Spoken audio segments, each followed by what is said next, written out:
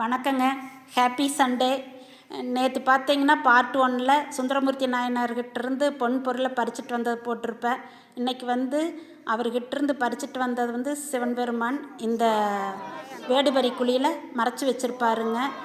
சுந்தரமூர்த்தி நாயனார் இந்த தளத்தில் சிவனை பற்றி போற்றி ரொம்ப புகழ்ந்து பாடுவாருங்க.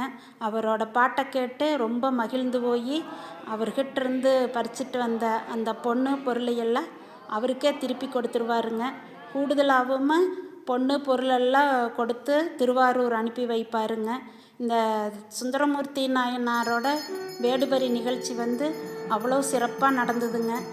இந்த நிகழ்ச்சியை பார்க்குற எல்லாருக்கும் இந்த சுவாமிகளோட அருள் நிச்சயமாக கிடைக்குங்க.